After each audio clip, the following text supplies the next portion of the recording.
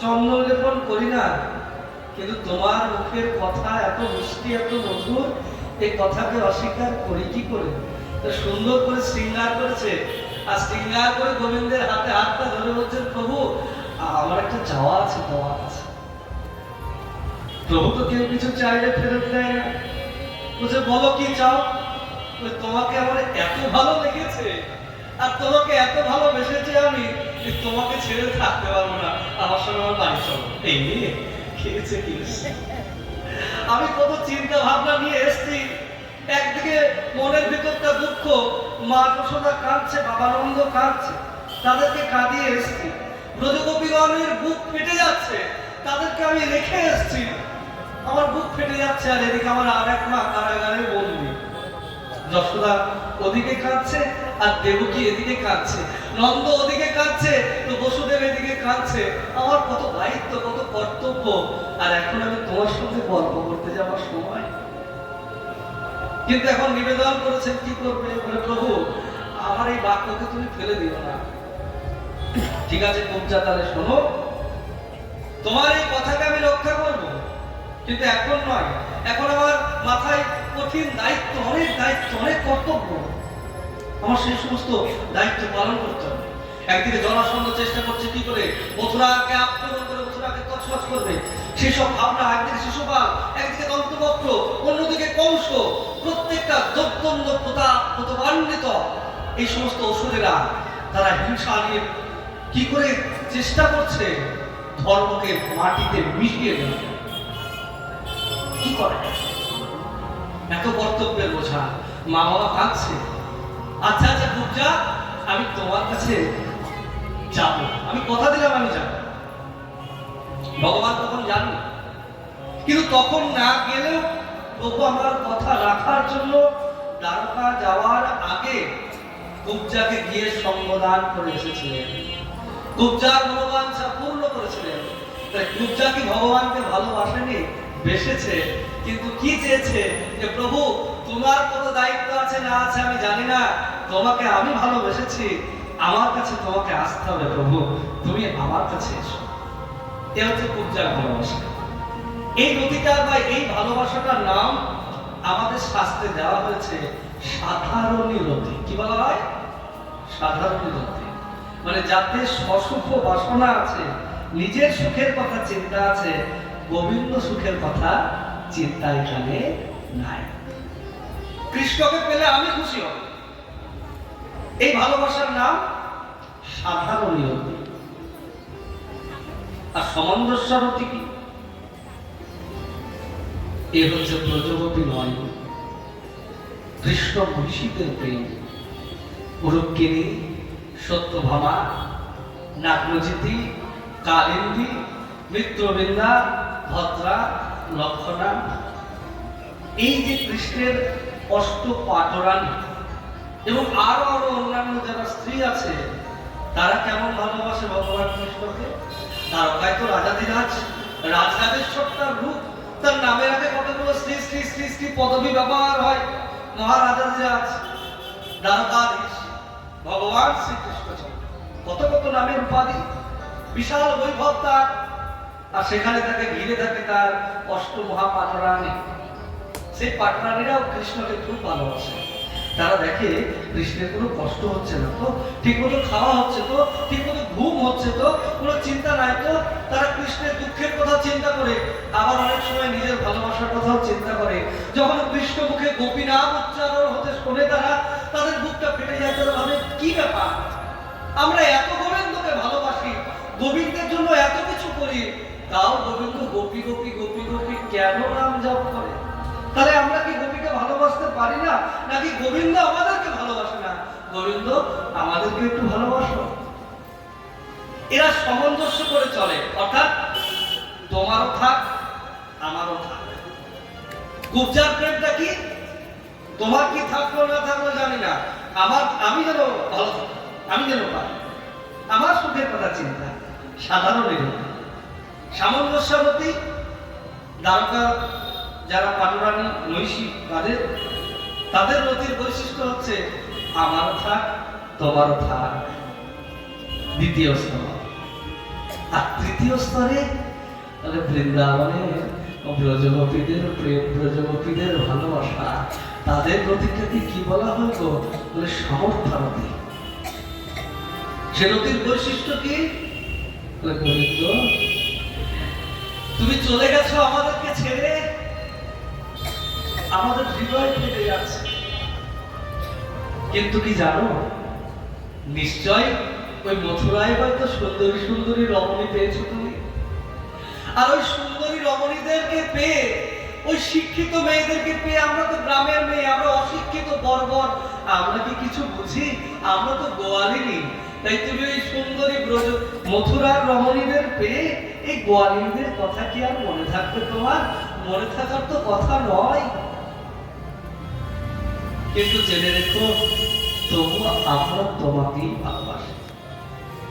আর তুমি চলে গেছো বলে যে দুঃখটা আমাদের আছে সেটা আমাদের ভিতরের দুঃখ, বাইরে আমাদের আনন্দ আছে। কেন আনন্দ আছে জানো? অনেক দুঃখ হলেও আমরা মনে মনে ভাবি, একটা মানুষ তখনই একটা বস্তুকে ছাড়তে পারে যদি তার থেকে ভালো কিছু পায়, তাই না? দেখবে একটা বাচ্চা ছেলেকে কেউ একটা টাকা নিয়ে আছে, হয়তো 500 টাকার নোট একটা বাচ্চা ধরে আছে, তুমি একটা ক্যাডবেরি ধরে দেবে, 500 টাকাটা ছেড়ে দেবে। ওর কাছে ওই ক্যাডবেরিটাই ভালো 500 টাকার থেকে, ওটা বেশি মূল্যবান, ওটা ছেড়ে দেবে। তেমনি প্রত্যেকটা মানুষের ক্ষেত্রেই বেশি কিছু পেলে তখন কমটাকে ছাড়তে তার আপত্তি থাকে না। তাহলে ভগবান কৃষ্ণ আমাদেরকে ছেড়ে গেছে, তার মানে হয়তো আমাদের ভালোবাসার কমে আছে, তার থেকে বেশি পেয়েছে। আচ্ছা, তাহলে সে যদি বেশি পায় তাহলে নিশ্চয়ই গোবিন্দ ভালো আছে। তুমি ভালো থাকলে তো আমরা ভালো। আমরা তো নিজের সুখের কথা চিন্তা করি না কখনো। আমাদের হাজার কষ্ট হোক, তুমি যদি ভালো থাকো আমরা ভালো থাকো। ভালো ভালোবাসার কি বৈশিষ্ট্য? এদের নিজের ভালোবাসার কথা কখনো ভাবে না, তারা ভাবে গোবিন্দ সুখের কথা চিন্তা করে যে হে গোবিন্দ, আমার সব চলে যাক, তুমি ভালো থাকো। এ হচ্ছে সামর্থ্যরতি সম্পর্ক।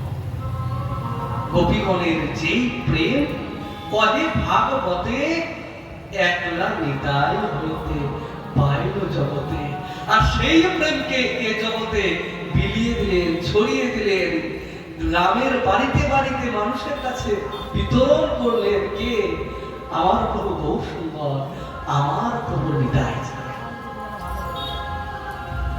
তাই জন্য গ্রন্থকার গোস্বামী পার্বণ বলেছেন, নিতাইয়ের করুণা হবে, ব্রজে রাধা কৃষ্ণ পাবে। দেখো মিলগুলো কত সুন্দর, যে ব্রজে রাধা কৃষ্ণের প্রেম লাভ করতে গেলে তোমাকে নিতাই করুণা লাভ করতে হবে। তাই মথুরা দ্বারকা লীলা জ করতি চ গোকুলে, এই যে ত্রিবিধ লীলার বিস্তার করেছেন মথুরায়, দ্বারকায়, গোকুলে, বৃন্দাবনে, সেই সমস্ত লীলা নীলাচলে স্থিতা কৃষ্ণ তাই ও করতি প্রভু, নীলাচলে অবস্থান করে আমার ভগবান কৃষ্ণ সেই লীলাগুলোই করেছেন। আর সাক্ষাৎ ভগবান জগন্নাথ দেব নীলাচলে যে লীলা করেছেন, আমার বহু সুন্দর, কোনো অংশে কম যায় না, বলে তিনিও সব লীলা করেছেন। অদ্যাপিহ সেই লীলা করে গোড়া নাই, কোন কোন ভাগ্যবানে দেখিবারে পায়। যারা গৌর রসনিষ্ঠ ভগবত ভক্ত, তারা সেই গৌর প্রেমকে, গৌর রসকে আস্বাদন করতে পেরেছে, তদ্ভিন্ন আর কেউ পারেনি। তাই গৌর পার্শ্বদের মধ্যে অন্যতম সনাতন গোস্বামী পাদ, তিনি যেমন সেই নীলাচল বিহারী লীলাবতী শেখর পতিত পাবন জগন্নাথ দেবের স্তব করেছেন, ঠিক তদ্রূপ সচল জগন্নাথ আমার বহু সুন্দরীর অসম্ভব সুন্দর স্তব করেছেন।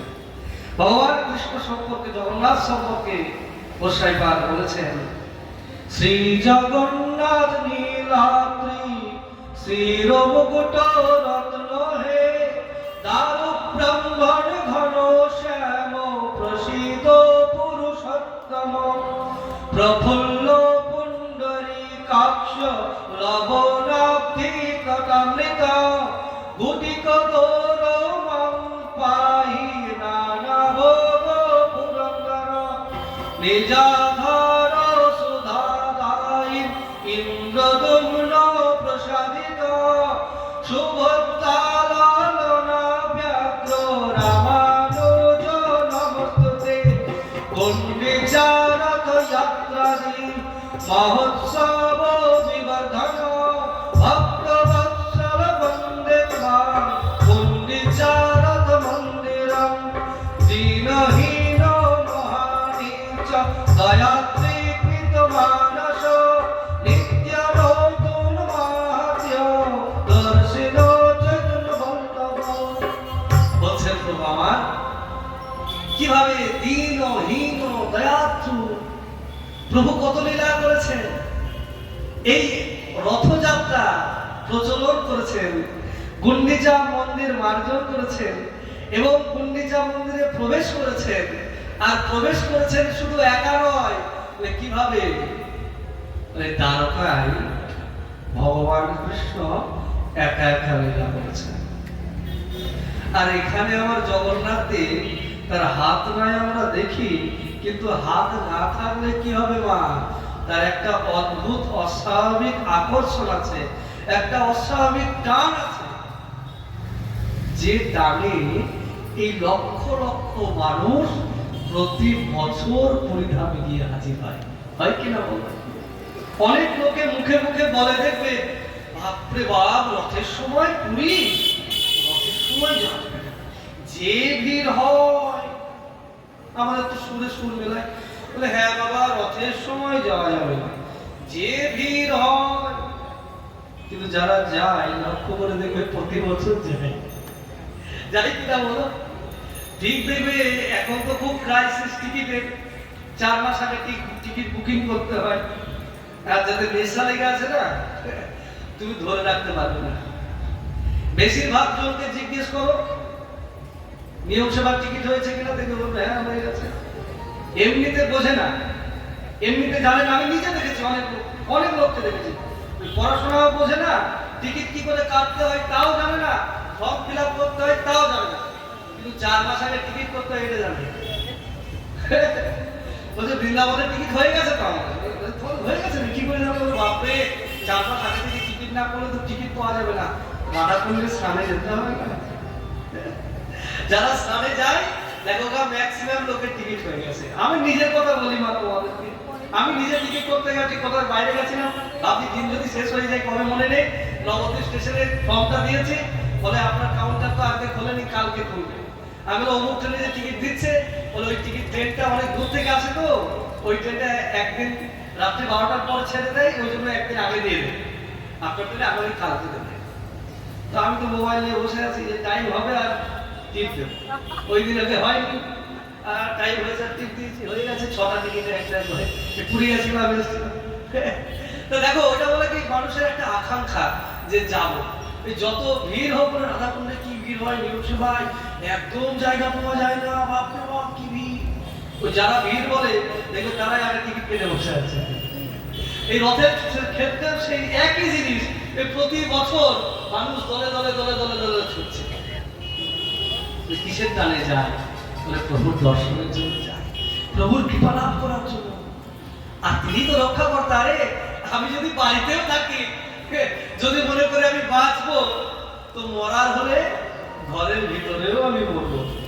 আর যদি আমি জগন্নাথের কাছে যাই, যদি আমার ভাগ্যে মৃত্যু লেখা না থাকে, তাহলে ঠেকায় কে আমার মৃত্যু? কে আমাকে মৃত্যুর দিকে এগিয়ে দেয়? কারোর ক্ষমতা নাই, কারোর শক্তি নাই, কে ঠেলবে? তাই প্রভু আমার লীলা বিলাস করে চলেছে, আর তার অস্বাভাবিক আকর্ষণে আমরা ছুটে যাই পুরীধামে জগন্নাথ দর্শনে। আর এই জগন্নাথ ধামে দর্শনে যাওয়ার জন্য আমাদের যে টান, এটা স্বাভাবিক এবং এটা আজকে নয়, এটা যুগ যুগ ধরে চলে আসছে।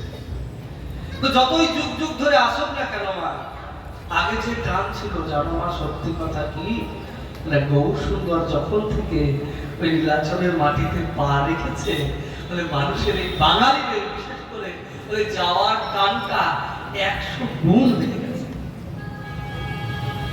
যখন থেকে আমার প্রাণনাথ গৌর হরি, আমার শচীনন্দন গৌর সুন্দর ওই নীলাচলের সন্ন্যাস দিয়ে প্রবেশ করেছেন, তখন থেকে বাঙালিদের মন প্রাণ আর বসে না।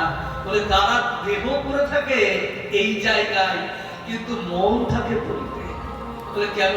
বলে একটু যদি গৌরকে দেখতে পায়, একটু যদি গৌরের খবর পায়, আর এখন যে ভক্তরা যায় বলে গৌরের সেই স্মৃতিবিজড়িত স্থানগুলো, সেই জায়গাগুলো তো আছে, সেই জায়গাগুলো তো আমরা দেখতে পারবো। ওই মহাপ্রভুর ব্যবহার করা কাঁথা কম্বল, মহাপ্রভুর ব্যবহার করা পাদুকা, সেই প্রদীপ এখনো জ্বলছে গম্ভীরায় গুপ্ত ঘরে। তাই মহাপ্রভুর বহু চিহ্ন, বহু স্মৃতি পুরী ধাম এখনো বহন করে চলছে। এর আগের দিন পাঠে আমি তোমাদেরকে বলেছিলাম যে শুধু পুরীর মন্দিরটার ভিতরেই মহাপ্রভুর 9টা চিহ্ন এখনো পর্যন্ত আছে, যার কারণে সেইগুলো দর্শন করার জন্য আমাদের হৃদয়টাও গর্বে ভরে ওঠে যে আমাদের ঘরের ছেলে গৌর সুন্দর, যিনি জগৎপুত্র হয়েছে, জগতের ভগবান, সারা বিশ্বের মানুষ তাকে পূজা করছে। আর সেই জগন্নাথ মন্দিরে যেমন জগন্নাথ দেবকে পুজো করা হচ্ছে, আমাদের এই বাঙালির গৌর সুন্দরকেও সেই রকম ভাবে পূজা করা হচ্ছে। এটা আমাদের কাছে আনন্দের বিষয় নয় মা, এটা আমাদের কাছে গর্বের বিষয় নয়। তাই সেই সচল জগন্নাথের মহিমা গুণগান করছেন আমার গোস্বামী সনাতন গোস্বামী পা।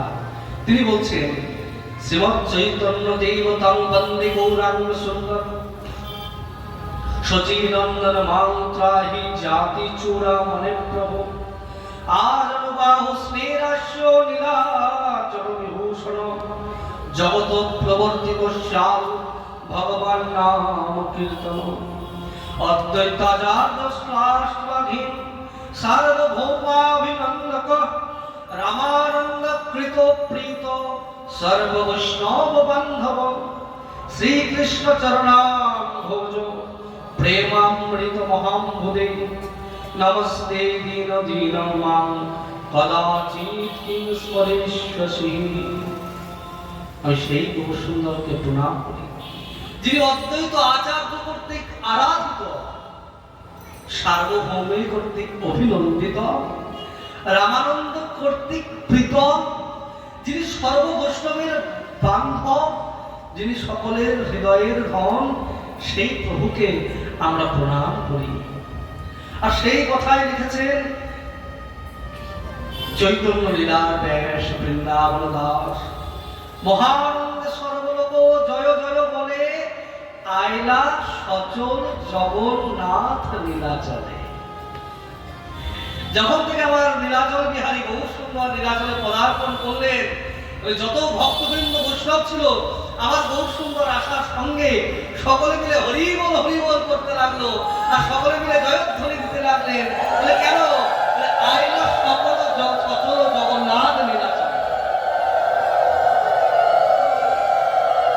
সচল জগন্নাথ নীলাচলে এসছেন,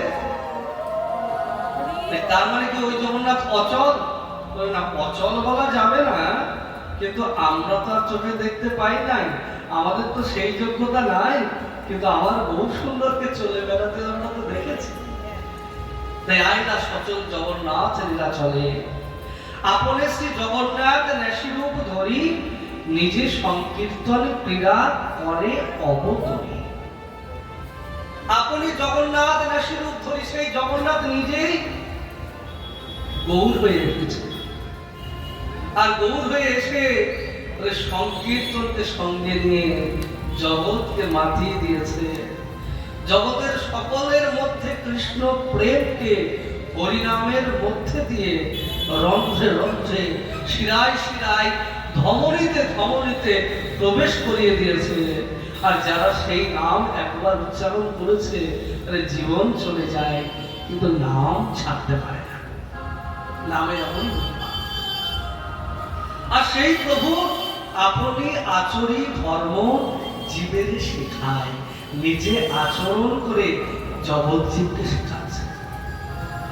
প্রভুর আমার বড় আনন্দ, ভক্তবৃন্দ এসেছে তো, আপন লোক দেখলে কার না আনন্দ হয় বলতো? নিজের লোক দেখলে সবার আনন্দ হয়।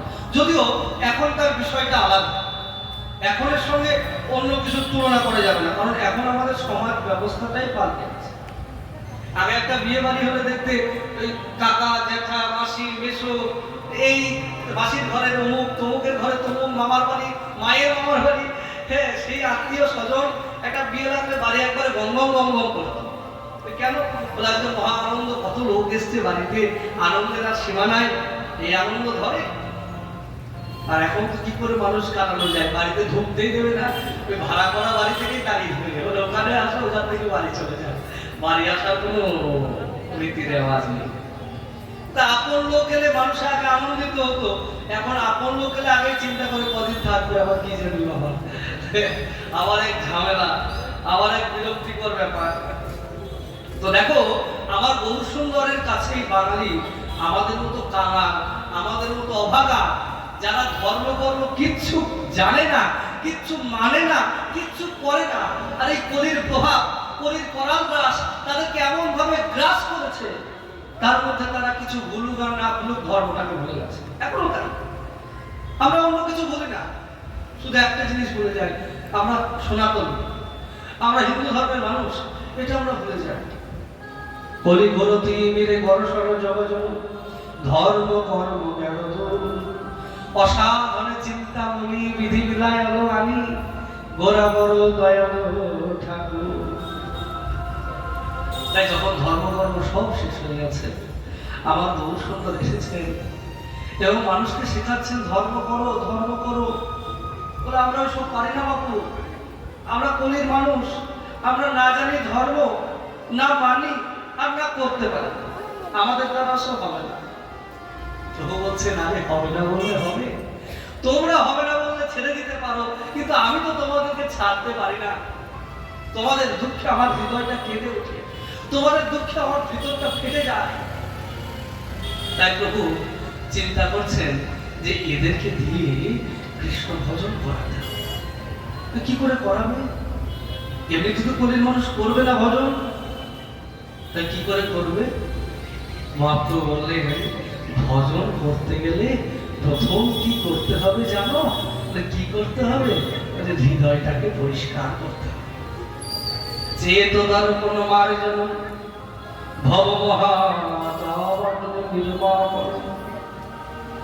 চেতনার কোন মার্জন, চিত্তটাকে পরিষ্কার করতে হবে আগে। আর চিত্তটাকে পরিষ্কার কি করে করবে?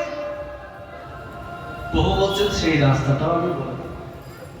আমাদের হৃদয়ে এত তীব্র বাসনা, এই সংসারের প্রতি বাসনা, এই বিষয়ের প্রতি বাসনা, যে বাসনার জন্য আমার হৃদয়ে ভগবান কৃপা লাভ করতে পারে না, ভগবানের জন্য ভালোবাসা আমার হৃদয়ে জন্মায় না, ভগবানের জন্য প্রেম আমার হৃদয়ে জন্মায় না, ভগবানের জন্য ভক্তি, প্রীতি, ভালোবাসা, শ্রদ্ধা কিছুই নাই,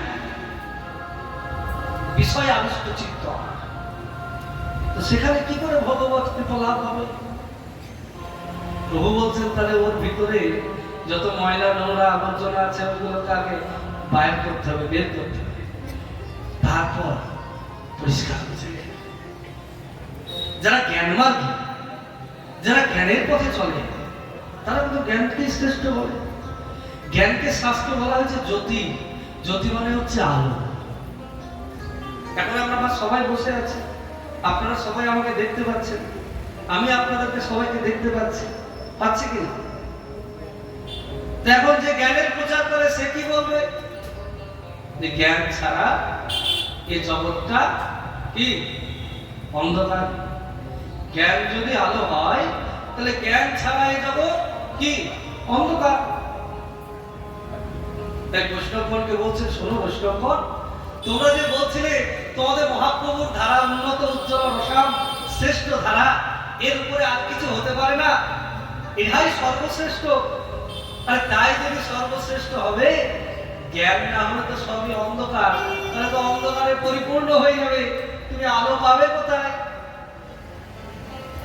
আর আমার বৈষ্ণব মহাজন তখন বলেন, আচ্ছা ঠিক আছে, আপনার কথা মেনে নিলাম যে জ্ঞান মানে আলো, আর আলো ছাড়া জগৎ অন্ধকার, তাই জ্ঞানের আলো না জানলে এই জগৎটা অন্ধকারেই থাকবে। তা অন্ধকারটা না হয় দূর হবে আলো জানলে, কিন্তু মনে করুন আমাদের এই জায়গাটা, আপনারা সবাই আজকে চলে গেছেন, কালকে আবার আসবেন মাঠে, হ্যাঁ, এবার এই ত্রিপলগুলো সব তোলা হয়, তারপর তো কম বেশি কৃপা করে আপনারা আপনাদের চরণধুলি রেখে যান কিনা? তো সেইগুলো তো একটা নোংরা হয়। তো ঠিক যথারীতি সেই সমস্ত, তার মধ্যে গেটটা তো ধরো খোলা থাকে, আবার গোমাতাও অনেকে কৃপা করে, মাঝে মাঝে মাঝে কৃপা করে রেখে যায় তাদের অবশিষ্ট অংশ। হ্যাঁ, গোমাতা খুলে ঢুকে পড়ে গেটে। আর কে আটটায় মন্দিরে তো সব থাকে না, ফাঁকা হয়ে যায়, তোমরাও চলে যাও আমরাও চলে যাই, তো তারাও তো কৃপা করে রেখে যায় সব বিভিন্ন জিনিস। তো এখন তোমরা সবাই এসেছো, এসে দেখছো চারিদিকে সব গরুর গোবর ভর্তি হয়ে আছে, তোমাদের চরণ ধুলি ভর্তি হয়ে আছে, আরো বিভিন্ন আবর্জনা জড়ো হয়ে আছে। এখন সবাই এসে ভাবছে আরে বসবো কোথায়, বসবো কোথায়, বসবো কোথায়।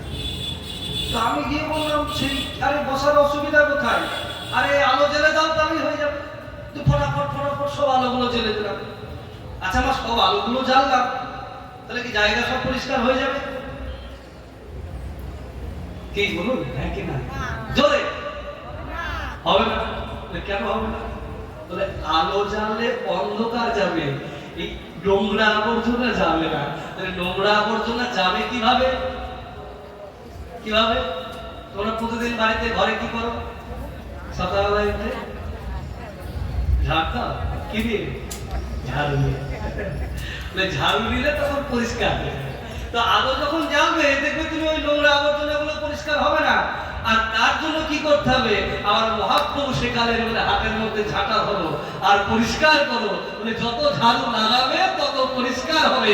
তোমার হৃদয়ের মধ্যে কামনা বাসনা আদি যত রকমের নোংরা ময়লা আছে, বলে হৃদয়ে হরিনামের ঝাড়ু লাগাও আর প্রাণ ভরে হরিনাম করো। আর যত হরিনাম করবে তত চিত্ত পরিষ্কার হবে।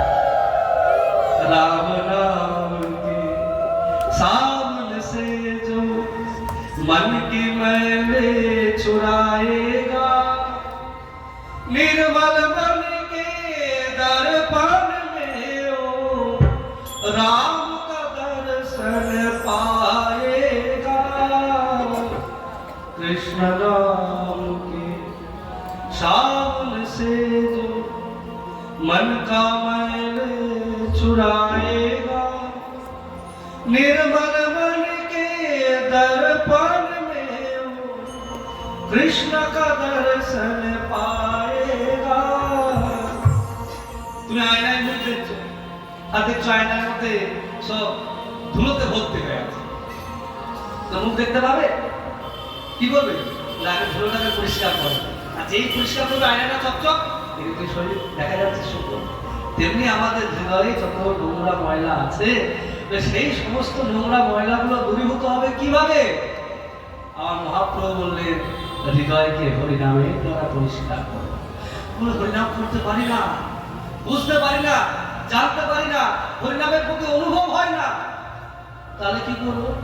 প্রভু তাহলে কি কোনো রাস্তা নাই? তোমরা যদি নিষ্ঠা পাবে নাম নাও করতে পারো, সেই নামের প্রতি তোমাদের নিষ্ঠা হবে কি করে? রুচি জন্মাবে কি করে? আসক্তি কি করে জন্মাবে? সেটাও লোকশিক্ষক আমার বহু সুন্দর জগৎবাসীকে দেখি কিভাবে আমাদের বৈষ্ণবদের ভাবনায় যে মন্দিরে জগন্নাথ দেব বিরাজিত, জগন্নাথ দেব আছেন, সেটা আমাদের কাছে দ্বারকা। একটু আগেই আমরা শ্রবণ করেছি দ্বারকার প্রেম কেমন, আর মথুরার প্রেম কেমন, আর বৃন্দাবনের প্রেম কেমন। বৃন্দাবনের প্রেমটা কেমন? মা সমর্থারতি সম্পন্ন, আমার সব চলে যায়, আমার প্রভু যেন সুখী হয়, আমার প্রভু যেন ভালো থাকে। তাই আমাদের সেই উদ্দেশ্য, সেই মহাপ্রভুর ভাবনায় যেখানে ভগবান জগন্নাথ দেব শ্রীমন্দিরে বিরাজিত, সেই মন্দিরকে ভাবা হয় দ্বারকা। এখানে কত বৈভব দেখো না, একবারে ভগবানের 56 ভোগ হচ্ছে, 36 ব্যঞ্জন দিয়ে বারবার করে ভোগ লাগছে। কত বৈভব, কত রাজবেশ, কত স্বর্ণবেশ, ভগবানের বিশাল বিশাল বেশ, এক এক তিথিতে এক এক রকম বেশ হয়, কত সুন্দর সুন্দর শৃঙ্গার হয়, কত ঠাটবাট পরিচালনা, কি সেবার বৈভব, বাপরে বাপ। আর আমার রাধা ভাবে ভাবিত বহু সুন্দর, রাধা ভাব আলিঙ্গিত কোন গৌর সুন্দর যখন পরিধামে গেছে, তখন রাধা ভাবে ভাবিত হয়ে আমার জগন্নাথকে দেখে ভাবে বিভোর হয়ে গেছে। আমার গৌরের দু চোখ দিয়ে জল পড়ছে, আর প্রভু মনে মনে ভাবছেন সেই তো পড়ানো নাথ পাইনু, যাহা লাগি মরণ দহনে ঝরিবে। আমার প্রাণনাথকে আমি পেয়েছি, এই তো আমার কৃষ্ণ, আমার কৃষ্ণকে আমি পেয়েছি। তাই আমার কৃষ্ণকে আমি নিয়ে যাবো আমার বৃন্দাবনে।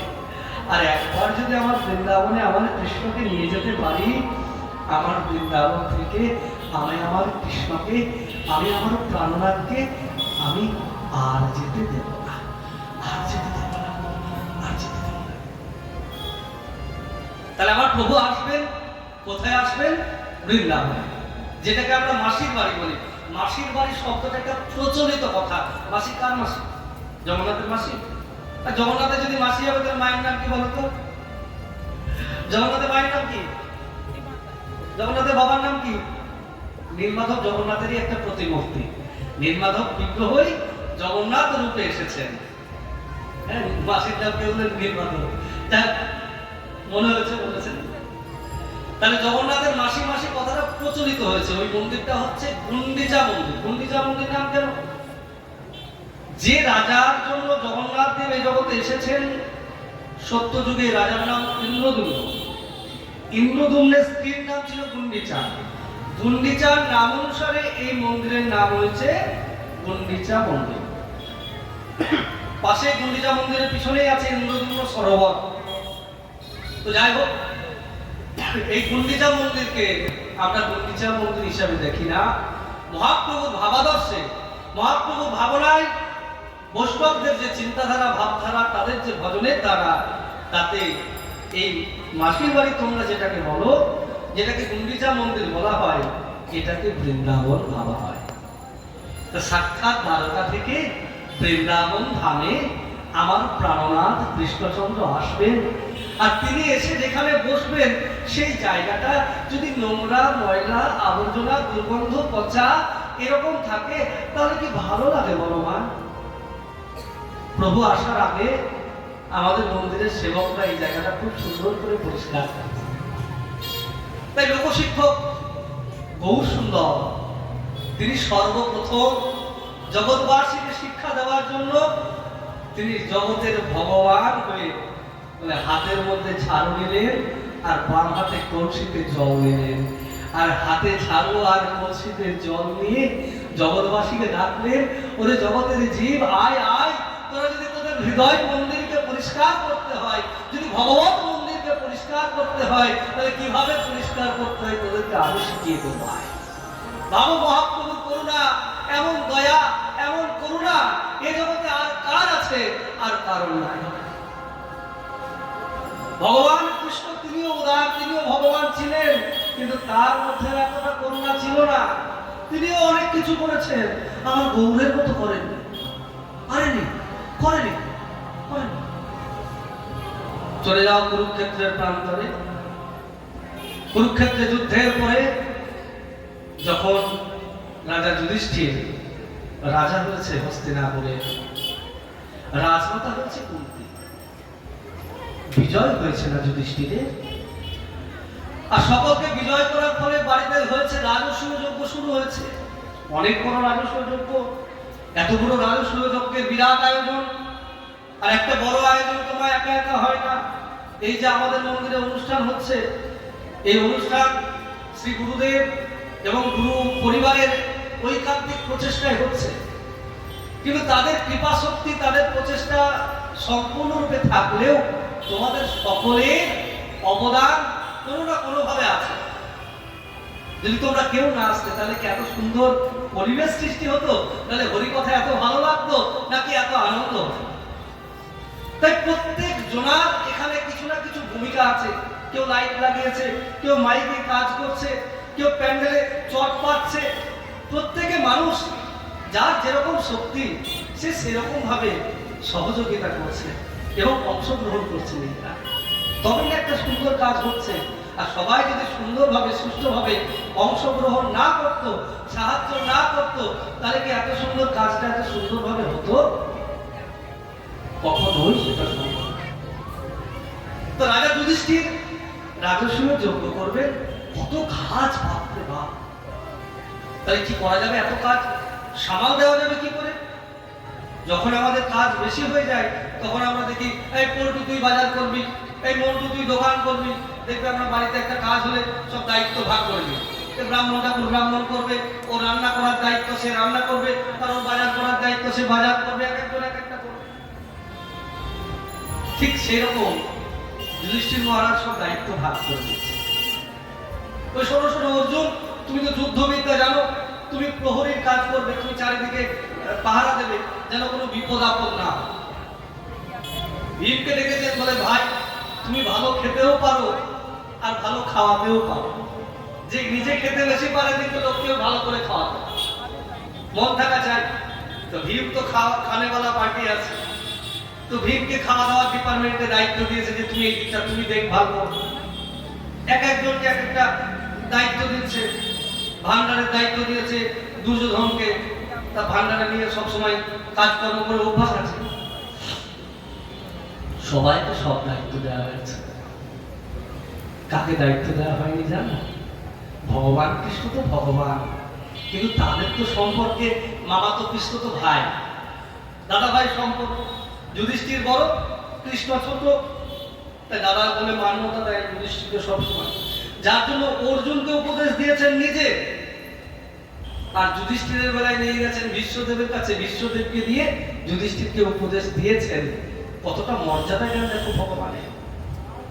তো ভগবান কৃষ্ণ দাদা যুধিষ্ঠিরের কাছে গিয়েছেন, আর গিয়ে হাত জোড় করে বলছেন, দাদা সবাইকে তো সব দায়িত্ব দিলে, এত বড় তোমার কাজে আমাকে কিছু দায়িত্ব দাও। হে মাধব, তোমাকে কি দায়িত্ব আমি দেওয়ার সাজে আমি কি দায়িত্ব দেব তোমার? যে দায়িত্ব তোমার ইচ্ছা হয় তুমি সেই দায়িত্ব নাও, বলো তুমি কি দায়িত্ব নেবে। একবার ভাবো মা, মন দিয়ে চিন্তা করো, ভগবান কৃষ্ণের চিন্তাধারাটা কত উন্নত। সঙ্গে সঙ্গে ভগবান কৃষ্ণ হাত জোর করে বলছেন, শোনো দাদা, তোমার এই বাড়িতে তোমার এই রাজসূয় যজ্ঞে যত সাধুগুরু বৈষ্ণব আসবে ওই সকলের চরণ ধুয়ে দেওয়ার ভারটা আমার থাকবে। একবার ভাবুন, যিনি জগদীশ্বর ঈশ্বর মিথ্য পরম ভজ কৃষ্ণ নিধীন ব্রজ রাজ সুতম, যিনি জগতের ঈশ্বর, যিনি জগতের সর্বেশ্বর, যোগ্য সবযোগ্য, যাকে সবাই প্রণাম করে, সেই ভগবান আজ যুধিষ্ঠিরের রাজসূয় যজ্ঞে বলছেন সকলের চরণ ধুয়ে নেওয়ার ভারটা আমার। ভাবতে পারো